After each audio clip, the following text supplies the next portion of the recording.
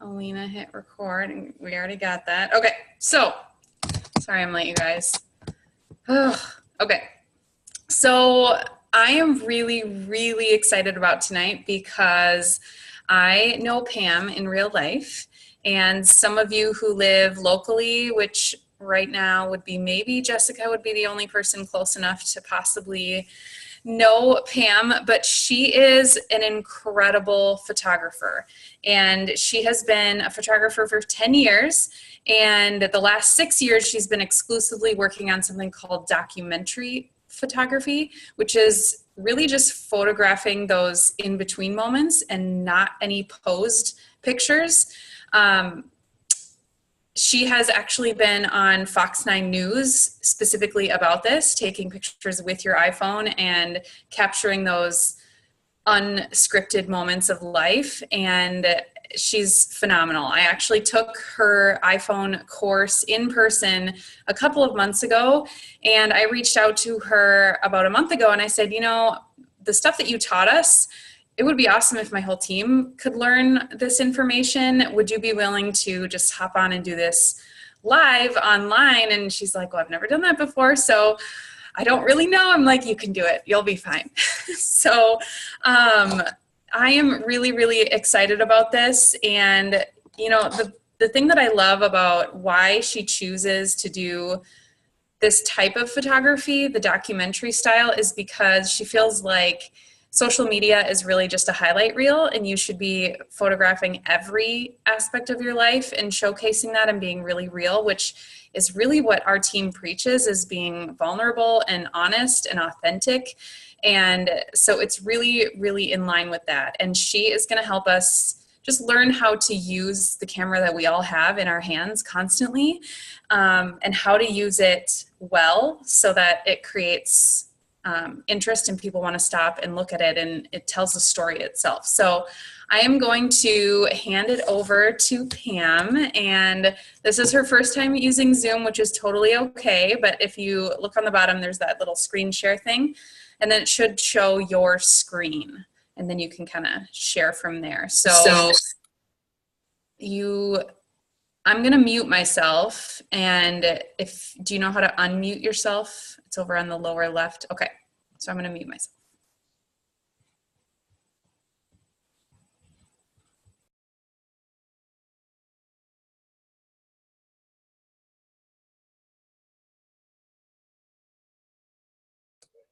Okay. Can you hear me now?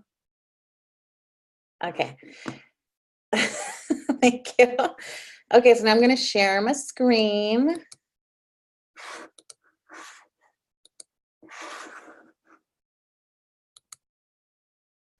Okay. Can everybody see that okay? Okay. I wish it showed me what you guys were seeing. Okay, so I am just gonna start. And like I said, I've never done one of these before, so I'm kind of nervous just because I don't really know how this works. So I'm just gonna start. Anyways, so thanks for listening to me tonight. I appreciate it. Everybody has a phone, I'm assuming, that has a camera on it. Most of us live on our phones. So raise your hand or give thumbs up if you have an iPhone. Okay, how about an Android? Okay, that's okay, Jessica. Actually, Androids have better cameras, so you'll be fine. And all the tips I'm giving are the same for iPhones or Androids. And so this is my original presentation. It's mostly for like parents or families, but all these tips are universal and they can be used for business, for personal use, for anytime you're taking a picture.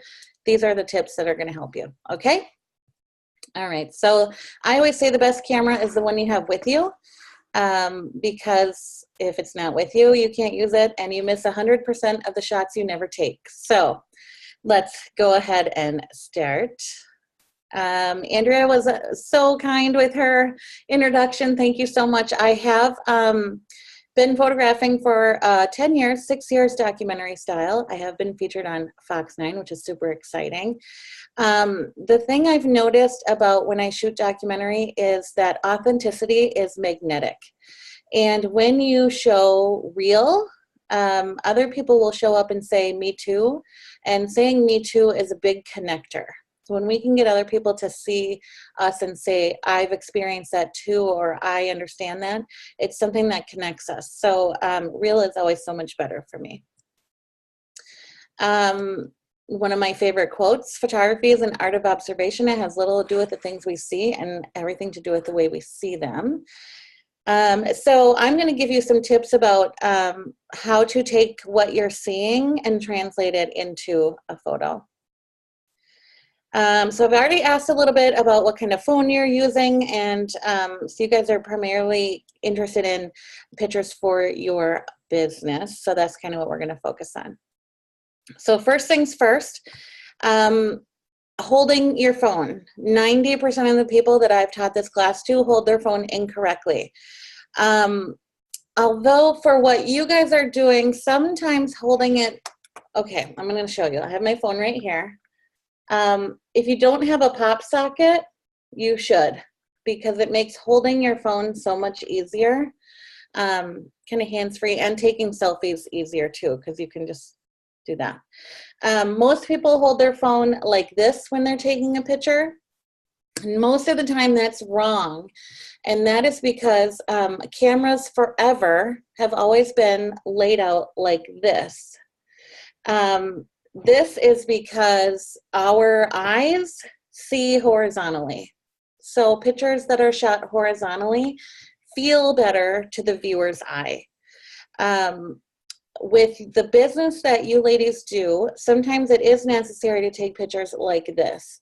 I would recommend that those be few and far between, only because, especially on Facebook, when you're scrolling, a picture taken this way takes up a lot more of your social media landscape than a picture going this way. So people are going to notice it more. Okay, and then, so if you have an iPhone, the quickest shortcut to your camera is you just wake it up and slide it right over and it pulls up the camera. Some people don't know that. It's just an easier way if a moment is happening or if you want to capture something quick. That's the quickest way to get to your camera. And like I said, it doesn't matter iPhone or Android. Actually, sometimes Androids are better because they actually have a better camera. iPhone is constantly trying to catch up to Android. So shout out Jessica. Okay, so this is the part where we're gonna dive in. The biggest, there's two big tips that I wanna give you. Number one is focus, and number two is lighting. If your photo is out of focus, the eye struggles to see it and interpret it. So your eye is so busy trying to figure out what's blurry about it that it's not looking at what it is. So make sure your pictures are in focus. And I'll show you the little bit of that here. So some reasons why your images might be blurry is most of the time it's because you don't have enough light. Our phones, how do I say this? They will look at the scene that you're photographing and they'll try to even everything out. It'll take the light that's coming in and the dark that's coming in and try to make it somewhere in the middle. You want to give your camera plenty of light so that it doesn't have to struggle for that, so that it can pick up what it's picking up easily. Motion blur, if there's not enough light, you're going to get motion blur. Especially with little kids, this happens a lot when they're running, playing. Sometimes you'll try to catch them in action and they'll be blurry. The thing that you can do to help with that is if you hold the shutter button down, let me pull this up. If you hold the shutter button down, it will take a burst. So it'll take, I don't know the ratio, but you'll end up with like 30 pictures. And then when you go into your camera roll and select that one, it pulls up, it expands all those pictures that it just took. You can keep the best ones and get rid of the rest. The next reason why your pictures might be blurry is camera shake. And this can be from not holding your phone correctly. If you're taking a selfie, like I said, pop sockets are really good to hold it steady. setting it on a tripod or a holder, or having somebody else take it. A lot of time we get camera shake because we're trying to hold it with one hand. Pop sockets come really handy for that. And also some people use the volume buttons to click their shutter. I don't recommend that because what you're actually doing is pushing on one side of the phone, which can shake it and move it and it'll turn out blurry. And then also the incorrect focal point. When you tap on your screen of the picture that you want to take, that little yellow square is where the focus is going to be picked up. So if you're photographing a person or yourself, you should be tapping on your eyes. Be two reasons. Number one, it's a high contrast area, which your camera can pick that up and really lock into. But also when we see images of other people, our immediate reaction is to look at their eyes. So their eyes must be the thing that's in focus the most. Okay, so now we're going to talk about my favorite part. It's light. As a photographer, I see all kinds of different light. There are several different kinds of color of light, temperature of light. I love sunset light. They call the 1 hour before sunset, they call it the golden hour. And that's because the sun has this beautiful golden tint to it. I like dusk, not to photograph in, but just to be in, because it's this really pretty like navy blue light. Morning time to me seems like a really white or a yellow light. So it's really interesting when you really start looking at it, that all those different kinds of light look different. Okay, so the different types of light we're looking for anytime we're taking a picture is available light. And that can be lamps, that can be windows, that can be the sun, that can be anything that's available. The direction of the light, where is it coming from? Is it coming straight at me, on the side of me, behind me? The quality of light, is there a lot of it? Is there a little of it? I encourage people to experiment with different kinds of light. And I don't know if this will shock anybody, but I never, ever, ever use my flash on my phone. And anytime I see someone using flash, I go, ooh, I want to run over there and like, don't. And that is because flash will wash you out. It also takes away the dimension of your picture. So it no longer has that real look to it. It just kind of looks flat and boring. And it's not exciting. So here's some examples of different kinds of light. All these images you see in this presentation I've taken with my iPhone. Not necessarily the most current one. It doesn't matter to me what camera it is. Photography rules are the same for every camera. So this first one, the side profile is she was facing a window. So that's what we call, well, to me it would be side light. To her it would be front light. The picture of my husband and the dog, that's backlight. The car headlights were on, so I blocked the lights with his leg and the dog so that it lit up just the edges of him, and that's called rim light. So here is how we can change our light in our phone, in our picture that we're taking. So if you're not watching this on your phone and you want to try it out, go ahead. You can pull up your camera and you tap the part of your screen that you want, and you'll see a little yellow box. Then next to that box is, this might not be the thing. Okay, this is just, sorry, next, that's the next slide. This one is how to lock it. If you want to take a picture of somebody or yourself and you want to focus on their eyes, you hold your finger down and it will lock focus on that spot. So as long as you don't move and they don't move, that spot is always going to be in focus. This next one is the coolest thing, and I actually just gave a presentation to the high schoolers at Red Wing High School about documentary photography, and when I had them pull out their phones and we talked all about the same subject, and none of them knew this trick. I could not believe it. They are teenagers. They know everything about their phones except this.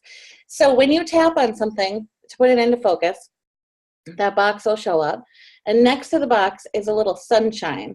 If you drag that sunshine down, it will bring your exposure down. If you drag it up, see my phone is getting brighter and darker, okay? So that helps with your exposure. This is such a fun thing to play with, and I don't think I ever take a single picture without fixing that exposure. So if you learn one thing from this presentation, let it be that. Okay, hold on. Oh, okay. Oh, group chat. I should probably have that up. Let's see. Okay, so see, it's a light bulb on some. It's the Android, right? It has the light bulb instead of the sunshine. Okay, perfect. Oh no. Okay, here we go. So this comes into play a lot. Question. I just pulled up the group chat. So now do you all see the group chat in the middle of my screen? Okay, good. Okay. Okay, so this makes the most difference when you're shooting something like a sunset. Who hasn't taken a picture of the sunset and then looked at their camera and were like, no, that's not what it looked like. It didn't, right? Because our phones want to even out all the darks and the lights. So what we're doing when we're dragging that sunshine or the light bulb down is telling our phones that it's okay for the darks to be really dark. I want the brightest part to be correctly lit. So when you take a picture of a sunset, what you will do is you'll tap on the brightest part of the image, which is down towards the middle of that, the middle tree. And then you use that little sunshine deal and you drag that down until that part is properly lit. Everything else will fall into the darks, and we're okay with that because that's not what we want to look at. We don't care if the trees are properly lit. We want the sunset properly lit. Does that make sense? Perfect. Okay, and here's an example of lighting. When a moment happens, I took this first picture. I wanted to get the moment. I wanted to take that picture. And then I started thinking, how can I light this better? Well, you'll notice in that picture behind them is a beautiful window. I think every picture should be shot at or near a window. They provide the most beautiful light ever. So all I did was I walked back behind them and then took the second picture. And so you can see the difference in how this picture is lit based on where I was in proportion to the window. This is an example of available light. I know we don't like electronics a lot these days, especially for our kids, but I personally love it because it gives beautiful directional light right onto my subjects and it kind of highlights them. So I'm okay with it. Same thing, if you are in bright sun, you are always going to want to drag that exposure down. Otherwise, you're going to see everything that you didn't need to see. And in this instance, the cat would be really blown out or really too light. Again, available light. I didn't need to see everything in her bedroom. I just needed to show that she's in a dark room playing on electronics. So this is an example of being mindful of your surroundings and waiting for a good moment. I saw my cat was watching a ladybug climbing on the lamp, which it's almost ladybug season, ladies. So this might happen to you. But so I tapped on the lampshade and dragged my exposure down, and then I kind of just waited to see if a funny moment would happen, and sure enough, it did. So that's when I took it. And this is another example of window light. So specifically for what you ladies are photographing every day, whether it's sharing your life, sharing your selfies of your progress or anything like that, it's super important. Lighting is number one, lighting and focus, lighting and focus. If you can, at all possible, especially when doing any kind of selfies, you have to get in front of a window, and not a window where the sun is completely streaming in. Go to the other side of the house where it's on the side. So we don't want that harsh sunlight coming in, but that nice soft light coming in. And just put it like right as my computer is in front of me. Stand in front of the window. Sometimes I lean up my phone on the window ledge. And there's a timer in your phone too. Set the timer. And then back up, give yourself some space, make sure you tap on your eye and bring that exposure down. Your pictures are just gonna look so much, they're gonna connect so much better with who you want to show them to, because it's gonna look as it does in real life. This is an example of a silhouette. A silhouette is basically where your subject is completely blacked out and the background is really helping to tell that story. And the only thing you do here is the same thing with the sunset. You tap on the brightest part of the image and you drag that exposure down until your subject is completely blacked out, or the brightest part is the properly lit part of the picture. What I said in my high school presentation was, I don't really want to talk about this picture. I just made these from scratch and I was really proud, so I wanted to show you. But this is definitely an example of using the light you have. I could have opened the blinds to photograph these, but the light coming through the blinds just made it so much more interesting and visually eye-catching. So definitely using that exposure, bringing that exposure down helps here, because before this was all one big bright mess, and I have a lot of contrast in here, and I didn't want the whites to be so white that it lost any detail. And that's how you can make things more interesting. Everybody has seen a plate of waffles, but this looks different because it's artfully done. Another thing that I don't think I have in here, but is super important, and I want to be able to share that with you, is making sure that your lines are straight. And by that, I mean any horizon lines, or if you're like the picture of the waffles, making sure that that is centered. It's more pleasing to the eye when things are either centered or they're off by a third, and I'll get to that in a second. But if your lines are straight, horizon lines are straight, it's so much more pleasing to the eye. Your eye doesn't struggle to self-correct it, and then they can focus and see what really is in there. Oh, see, you do this every time. It's addicting, right? I don't take a single picture without using that sunshine exposure thing. This is just another example. If I would have taken this picture regularly, the top of her that's in the light, this is my dog Abby, by the way, the top of her would be really, really bright, and we'd be able to see more of the bottom half of her, but I didn't want that. So I focused on her eye, brought that exposure down. So change your perspective. And here's what I say. Anytime I'm on a photo shoot, I just had one today actually, and was brushing leaves off my shirt, because at every single photo shoot that I go to, I rarely take a picture from standing up. And that's because everybody sees the world from that point of view.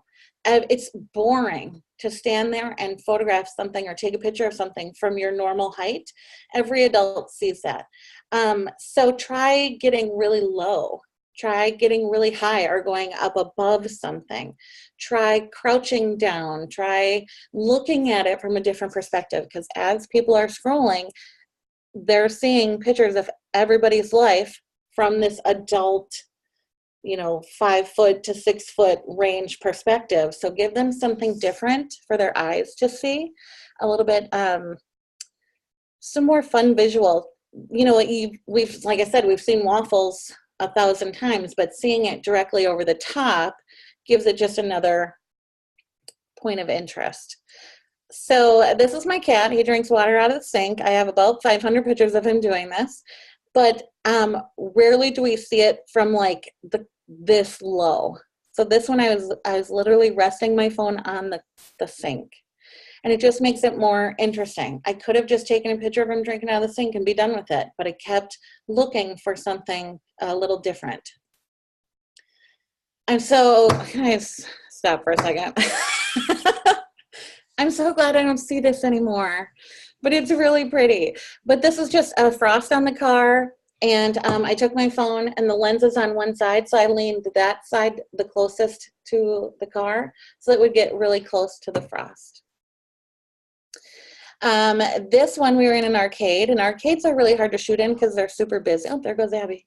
They're super busy and distracting. So in order to hold the focus, I probably shot this scene about 50 times from different angles, because I wanted to get the best storytelling image. And I felt like this one, I actually ended up shooting from the back of the machine, like through it. My point is take a lot of pictures from a lot of different angles, because you never know what might just jump out at you and be something really cool and different. This was one of the other angles that I shot from. Again, getting up above. This is a cute picture, but I went above to show just a different angle of it. Same with this one. I saw her laying on the couch, as she does, but I wanted just a different perspective. So I did take several pictures of this scene, and then I ended up with this one. It tells the whole story without really telling the whole story or showing the whole story. So you don't need to include every detail of what you're photographing. Sometimes it just takes that little bit, and then let your viewer fill in the rest of the story. This one was made, so the story of this one goes, we were making chocolate bowls. Has anybody ever done that? You blow up a balloon and you melt chocolate, and then you dip the balloon in the chocolate, put it on a baking pan and put it in the freezer, and then you pop the balloon and it's an ice cream sundae bowl. Amazing. But for this one, because the living room was back there and it was really busy in the house, I didn't want any distractions. So I got really low and shot it up, and it just helps clean it up and makes it look so much more pleasing. I'm coming to your next retreat if you're doing that. So composition, besides light, if all you heard was the first light and focus, you're going to be good to go. Your pictures will improve 100 times over if all you're thinking about is lighting and focus. But if you want to take it a step further, there's just a couple tips that I have. Rule of thirds, and that's that in thirds thing. So basically, if you take your screen and divide it up into a tic-tac-toe board, your main subject should be in one of the 3 sections or at the cross points where they meet. Sometimes things can be perfectly centered, but it's more pleasing to the eye is things in odd numbers. So have you ever put pictures up in your house and 4 doesn't look so good, but 3 looks really good? 4 is okay, but 5 looks even better. It's just something weird with our brains that we really like things that are symmetrical, and when we have odd numbers and something can be in the middle, and I don't know, that's what they tell me.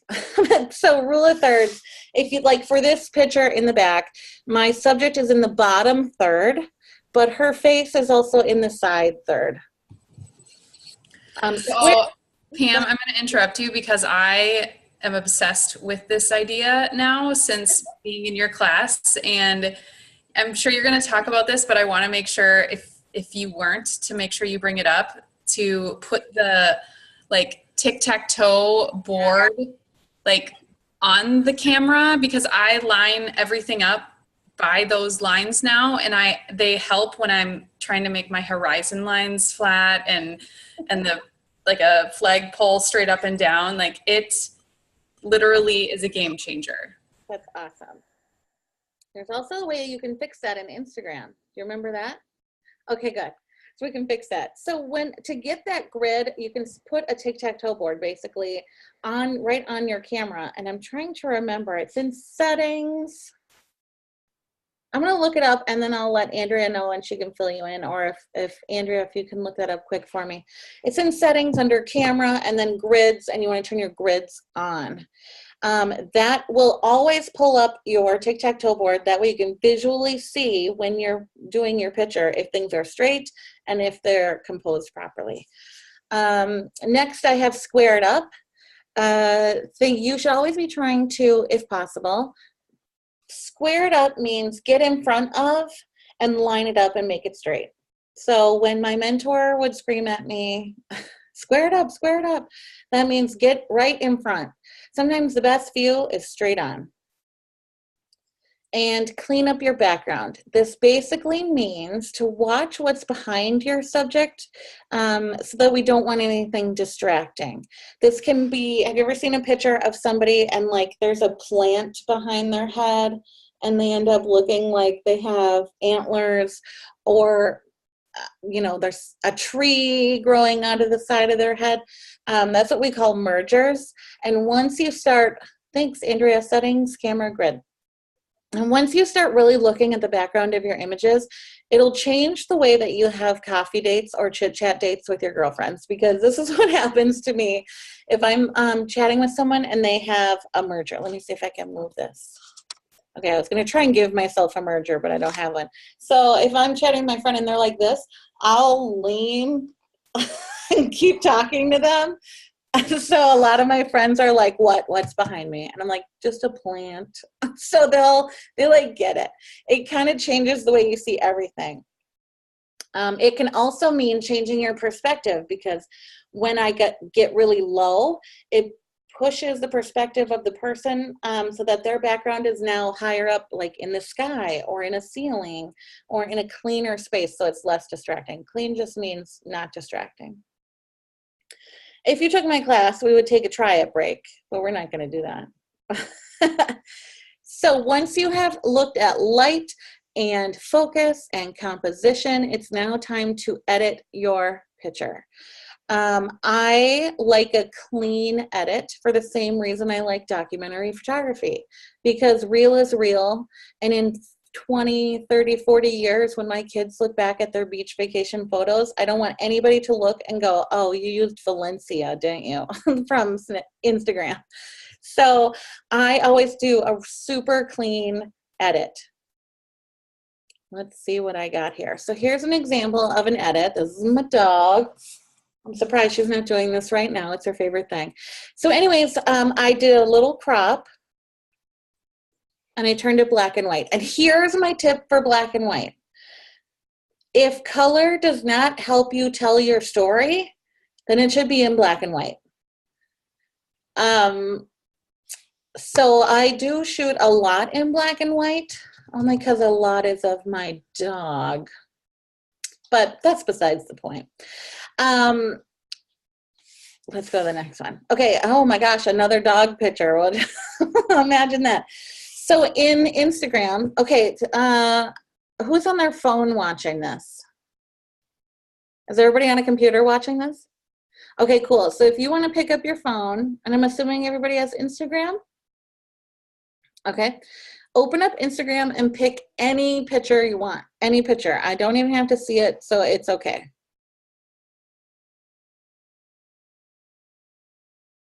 Okay, so then select your picture. And did you know that down here, there's these two arrows? This changes it from originally how you shot it, or square. Oh. Or square. So if you want to keep it long or tall or sideways, you hit that button, or square. So pick whichever one of those you want and then hit next. And I'm going to show you some really cool editing things that I do. Oh, that was my dog. Can you hear? Must be potty time. So here's all these filters that I don't use. But at the very bottom here, it says filter or edit. Click edit. These are the only tools I use for my editing. Anyways, you can see it. So brightness, you can change the brightness. It's just a little slider tool. I do contrast. Oh, Abby, she has to go outside. You can play with highlights and shadows, but you can also do sharpen. It's way at the end. And sharpen will help crisp up your lines. It won't fix focus. If it's already focused, sharpen will just clean those up and crisp them up to make them look a little bit clearer. But don't use sharpen on a photo that's not in focus anyways, because it's just going to look weird. So I show you all these because these are the only editing tools you need. If you want to warm something up, if your color is too blue, there's a warmth button. Use the warmth slider back and forth. Anything you need is in here. So back to this picture of my dog. Here's what just a little couple tweaks in that edit section of Instagram. It goes from this, and here's what I'm talking about, light color.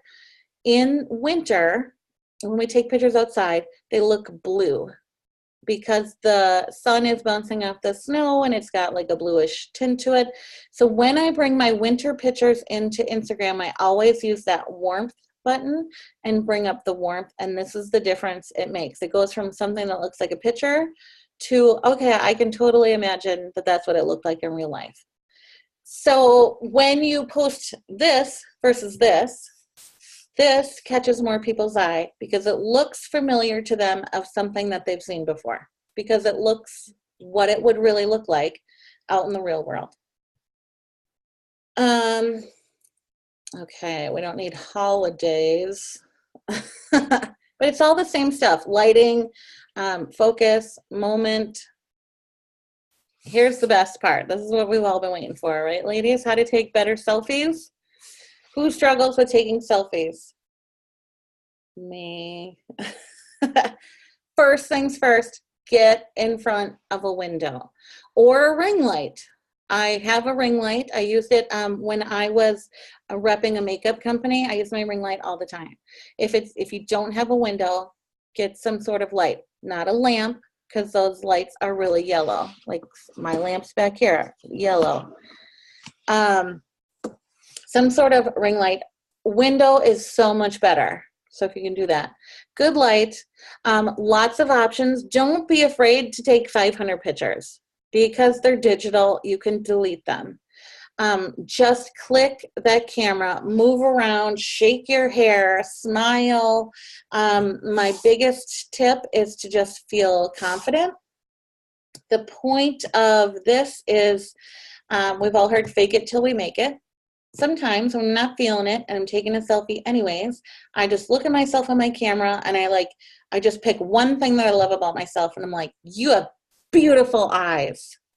Beautiful, and I just keep telling myself over and over, like, your hair looks awesome today. Or, oh, that lip color is rocking, something, and just remind yourself and then just go for it. And the most important thing is to have fun because, like I said, authenticity is magnetic. And if someone can see that you're having fun, that you're confident, they'll see that in themselves. And then that's a way that they connect. Okay.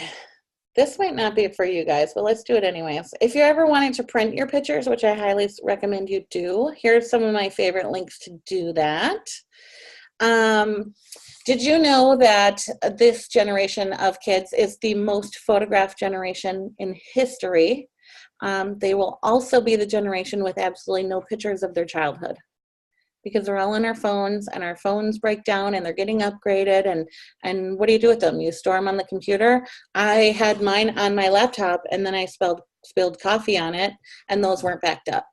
So I'm a little sad, but they're working on trying to get them back. My point is, had I printed those, I wouldn't be feeling so sad about it.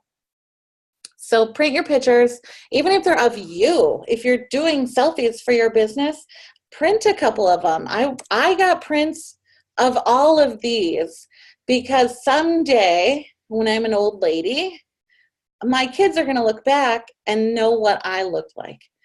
So print them, please. And this is how I end my class at Artreach, is I don't take photos. I don't do photography for me. Sure, I love it, but I got into this for my kids. I don't want them to grow up and not have any pictures of what they looked like when they were 2 and 4 and 6.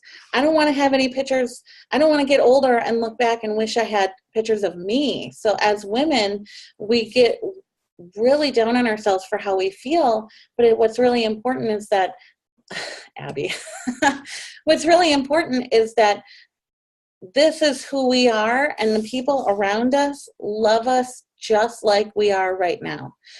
So get in the picture with your kids. Take a picture of yourself, because what if this is the best you're ever going to look? What if tomorrow you're in an accident and you lose a limb? Take a picture of all your limbs. I don't know. You just don't know what's going to happen, and you don't know what the future holds. And right now is so wonderful. And Abby is telling me she has to go outside. But just get in the picture, take pictures of yourself, print them, hold on to them. Also, so when your kids are graduating, you don't have to pull out all those DVDs and print pictures, then you'll just have them. So is there any questions? Or you want to follow me on Insta? Definitely follow Pam. She's awesome. And unmute yourself if you have any questions at all. She is here. This literally was amazing, Pam. Like, people are private messaging me like, oh my gosh, this is so crazy awesome. And I know you need to let your dog out. She's dying behind you, but I know she's literally giving you the death stare. Does anyone have any questions at all? You can either type it in the chat or you can unmute yourself.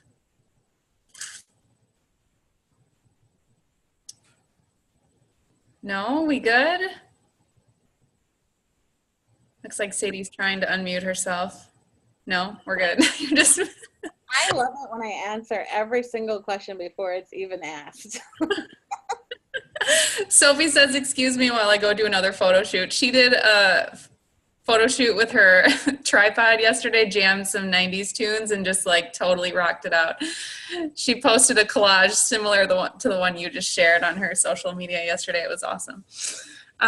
Seriously, Pam, this was gold, and I can't wait to share it with all of the coaches on our team that were busy tonight and couldn't make it. That's why we recorded it for sure, because we're going to be coming back to this and probably put it in our new coach training, to be totally honest. So thank you. And definitely follow Pam, you guys. If you want to throw your, actually, I'll just put them on our team page and can follow you. So anyways, one cool thing I guess we should end with, Pam, when you did your class, you said that if you do take a picture and like you wanted, you to see it or critique it or just say, hey, Pam, I'm going to take you in a picture. Can you give me some advice or tips?